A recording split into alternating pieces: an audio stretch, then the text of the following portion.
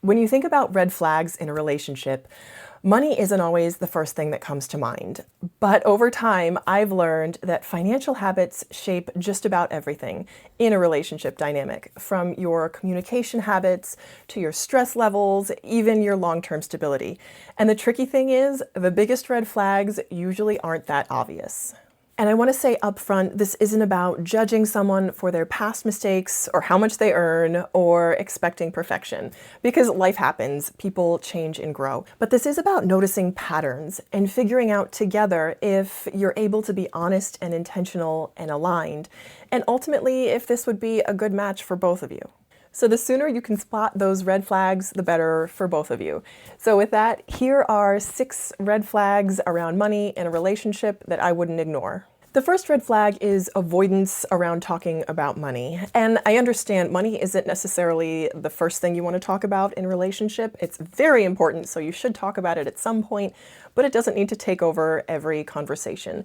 Many people even think that it's still sort of not polite to talk about money. And again, I agree, it shouldn't be the bulk of your conversation, but it's very important and it's something you ought to talk about fairly soon. And if someone is reluctant or hesitant all the time, that's when I would be kind of concerned, or that's when I would question. Because if they're constantly changing the subject or avoiding the discussion, that's something that would make me wonder why. That's something I would pay attention to. Because over the long term and in a relationship, money requires communication and honesty and upfront, frank conversations. And if it's hard to have these conversations in the beginning of a relationship, it's generally not going to get easier to have these conversations. Avoidance generally doesn't stay small, it usually grows. And sometimes it requires patience because you don't necessarily want to talk about your deepest, darkest, most intimate things when you first meet someone. So it might take some time to develop trust with someone that will allow you both to open up, especially about finances,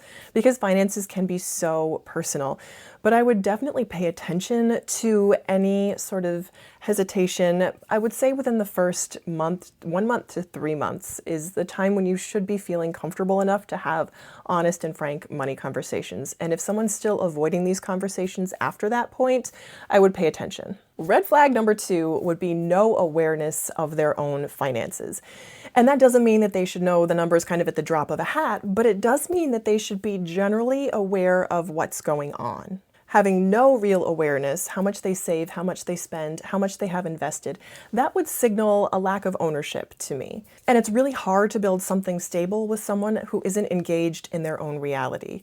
Because ultimately what you're looking for is responsibility and a direction.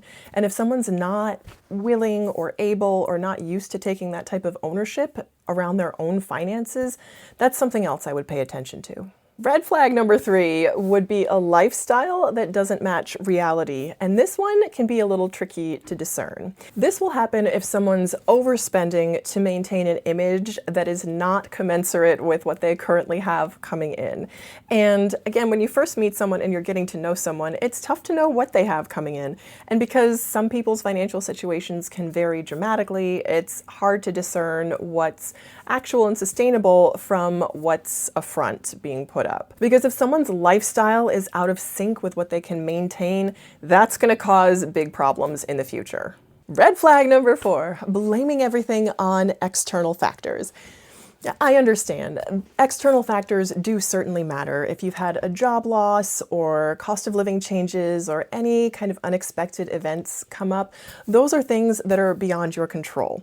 But if everything seems to be beyond a person's control, that would really make me sit up and pay attention, because at the end of the day, finance is about accountability and ownership. So while so many factors can be beyond your control, ultimately, I believe that a person is in charge of how they respond to these situations. While they're not in charge of the situations and you can't control external factors, you can control how you respond to those external factors. If everything is always somebody else's fault and there's no sense of personal responsibility, That's something I would pay attention to and maybe take notice of.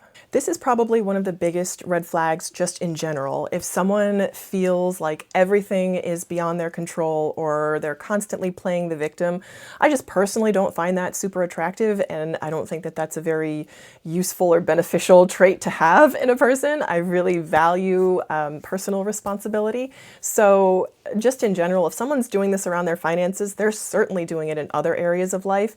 And for me, that would probably be the biggest red flag of them all. Red flag number 5 is differences in values around spending.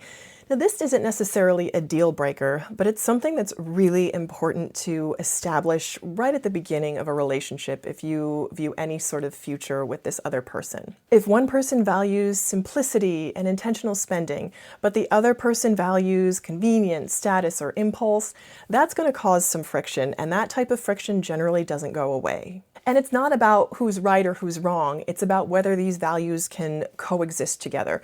For example, if someone's valuing saving and having sort of a stable emergency fund, and another person is all about traveling and going off and having experiences, while both are good and wonderful things in their place, if you don't have a clear line of communication and alignment over how those values fit together, it's going to be really tough to sustain a relationship in the future. Again, it's not necessarily a deal breaker if you're both willing to be flexible and work together. But it's something you should be very, very aware of and have conversations around.